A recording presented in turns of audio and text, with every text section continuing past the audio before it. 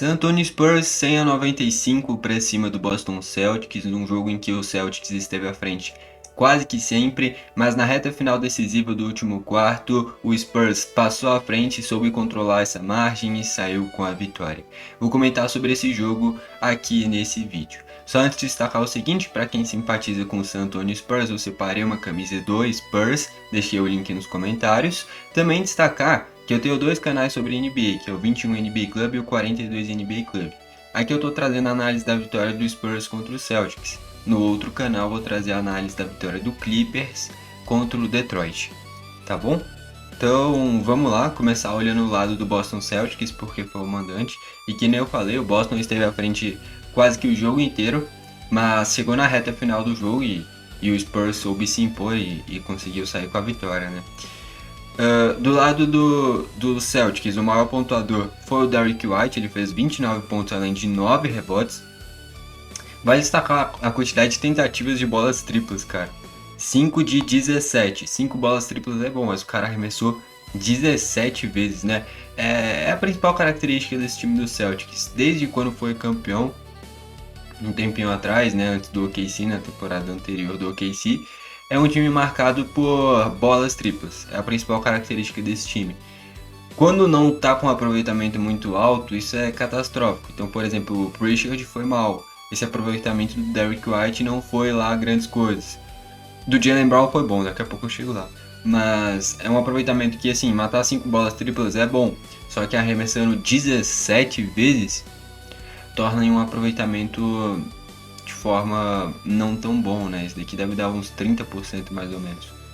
Enfim, é uma boa pontuação, foi o cestinha do lado do Celtics, mas o aproveitamento de arremessos, no geral, principalmente em bola tripla, não foi muito bom do Derrick White. Enfim, 29 pontos além de 9 rebotes. Depois de... vale destacar, ele jogou 42 minutos, quase que o jogo inteiro. É um jogo que tem 48 minutos, né? É raro ver jogador passando dos 40 minutos hoje em dia, ainda mais em temporada regular. Enfim, o Jaylen Brown, que jogou mais ainda, jogou 43 minutos, jogou quase que o tempo inteiro. Fez 27 pontos, além de 8 rebotes e 7 assistências. Ele teve 11 de 28 nos arremessos. Ele começou pegando fogo, teve um primeiro quarto incrível, mas depois perdeu posses, errou arremessos, enfim, ele começou muito bem, mas ao longo do jogo não conseguiu manter o nível de aproveitamento que teve no início, né? 11 de 28 é um aproveitamento, na minha visão, ruim. Isso daqui deve dar uns 35% também, mais ou menos por aí. Teve um início muito bom, mas depois foi esfriando dentro do jogo. E aí o restante dos titulares muito abaixo. O Nemiesqueta não, mas o restante sim. O Nemiesqueta fez 9 pontos além de 13 rebotes, é bom, é uma boa atuação. Pelo que se espera do Nemiesqueta, ele contribuiu bastante. Isso em 23 minutos, 13 rebotes em 23 minutos é muito bom. No geral, o Nemiesqueta fez um bom jogo, agregou. Mas aí chega no Peyton Pritchard, é ele esse terceiro homem do time do Celtics para ajudar o Derrick White e o Jaylen Brown. Enquanto não tem o Tatum, o Pritchard vem assumindo um papel de protagonista nesse time. E ele fez apenas 4 pontos, 5 rebotes e 4 assistências. 2 de 9 nos arremessos. 0 de 3 na bola tripla, não converteu nenhuma. No geral, um jogo horrível do Peyton Pritchard. Eu gosto dele, eu acho ele um excelente jogador. Mas eu já comentei recentemente aqui no canal. O Pritchard é um excelente jogador, mas uma diferença em relação a temporadas anteriores é que em temporadas anteriores ele não tinha pressão. Ele vinha do banco, se fosse bem, beleza, se fosse mal, beleza. Mas lógico, torcendo pra ele bem, né? Agora ele sendo titular, não tem isso, de um jogo meter 4 pontos, em outro meter 5. Tem que ser regular, pelo menos 15 pontos por jogo tem que ser o padrão do Pritchard. Abaixo disso ele fica devendo muito pro time. E ele fez um jogo bem abaixo, é o principal destaque negativo na minha visão do lado do Celtics. É um jogo tão abaixo do Pritchard pelo protagonismo que ele tem no time. Fechando os titulares, o Hugo Gonzalez fez 0 pontos em 12 minutos, mas pegou 4 rebotes e deu 3 assistências. Foi 0 de 2 nos arremessos, então não é que ele teve um jogo horrível, que ele de fato não arremessou muito, né? Teve uma minutagem baixa também. E aí indo para os bancários. O Luke Garza com 11 pontos além de 6 rebotes, veio muito bem do banco, matou 3 bolas triplas, ele entrou bem. O nome desse cara é difícil. Sherman fez 10 pontos, também um aproveitamento de arremesso bem bom, 4 de 5, contribuiu bastante. O Alfred Simmons fez 5 pontos, só que aí 2 de 8 nos arremessos, aí já não é tão bom, aqui é 25% de aproveitamento. E fechando os titulares, o Jordan Walsh, que anteriormente era titular, mas começou o Hugo Gonzalez, dessa vez como titular. E o Jordan Walsh em 12 minutos, 0 pontos e 3 rebotes, 0 de 3 nos arremessos, veio mal do banco. No geral, os bancários, teve o Sherman e o Luke Garza contribuindo e o Jordan Walsh e o Alfred Simmons vindo abaixo. Acho que o principal destaque aqui é que o Pritchard fez um jogo bem ruim no geral. E ele tem um papel de protagonista importante nesse time.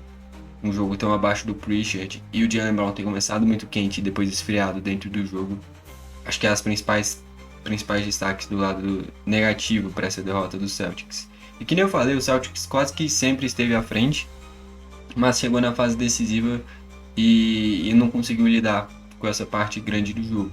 Vale destacar que chega nessa parte decisiva, passa a bola pro Pritchard e ele não tá em um bom jogo, não vai acertar.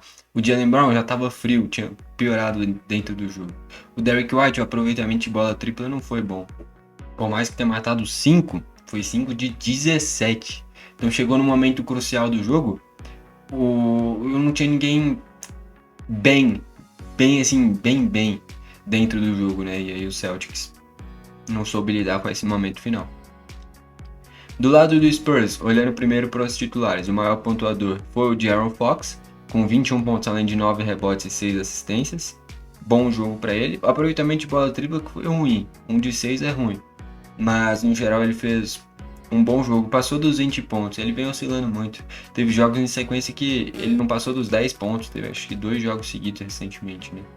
Então é importante ele conseguir ter essa regularidade de fazer pelo menos 15, 20 pontos por jogo, porque ele é muito importante pro Spurs. Depois foi o Champagne, vale destacar, os titulares do Spurs foram bem mal, tá? Os bancários se salvaram. Enfim, o Champagne fez 12 pontos além de 13 rebotes dentro de 34 minutos, bom jogo dele, tá? Contribuiu, principalmente com rebotes, o Champagne fez um grande jogo. E aí depois, Stephon Castle fez 9 pontos, é pouco, se espera dele pelo menos 15, 20 pontos por jogo, fez apenas 9, pegou só 2 rebotes, deu 5 assistências, 3 de 16 nos arremessos. O Spurs venceu tendo o Stephon Castle fazendo um jogo horrível. Mas essa é a diferença dos elencos, cara. Do lado do Celtics, ainda mais sem o Tatum, cara, ele é Derrick White, Jaylen Brown e Pritchard. Acabou. É esses três que vão conduzir esse time. Do lado do Spurs, tem o De'Aaron Fox, tem o Stephon Castle, tem o Wembanyama. Se precisar, tem o Dylan Harper no banco. O Keldon Johnson vem de jogos incríveis. O Champagne, dias atrás, matou 11 bolas triplas dentro de um jogo. Então tem muitos caras para conduzirem esse time e suprirem atuações abaixo.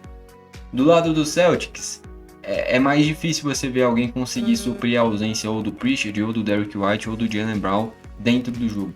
Então, o elenco do Spurs é mais forte no geral. E isso foi fundamental dentro do jogo. Pô, o Stephon Castle com um aproveitamento patético, 3 de 16 é muito ruim, cara. Muito, muito, muito ruim.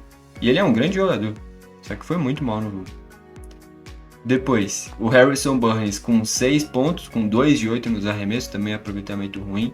E o Luke Cornet com 5 pontos e 7 rebotes, mas 100% de aproveitamento dos arremessos. É que ele arremessou pouco, né? O Cornet, ex-Boston Celtics, veio justamente do Boston. Mas a minutagem do Cornet dificilmente vai passar dos 25 minutos, porque ele só tá jogando porque o Wembanyama tá vindo do banco. Desde que teve aquele susto dele, não me lembro contra quem agora, se foi acho que contra o Knicks. Foi no mesmo jogo que o Champagne matou 11 bolas triplas, foi contra o Knicks. E o Wembanyama desde lá vem vindo do banco, né?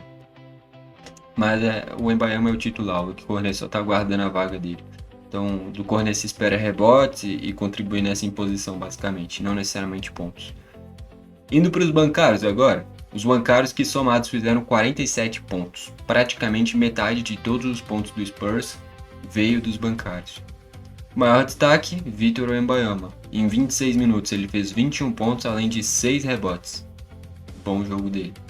Keldon Johnson fez 18 pontos além de 10 rebotes. Vem conseguindo agregar bastante. Tanto o Keldon Johnson quanto o Champagne bateram a marca dos 10 rebotes, né? Contribuíram bastante nesse quesito. E aí depois o Dylan Harper com 5 pontos além de 4 rebotes, Kelly Olynyk que fez 3 pontos, e o Waters e o Jeremy Sohan ficaram zerados. Eu acho legal que o Waters voltou a ter minutagem, né, cara? Isso é importante. O Waters eu acho um bom jogador.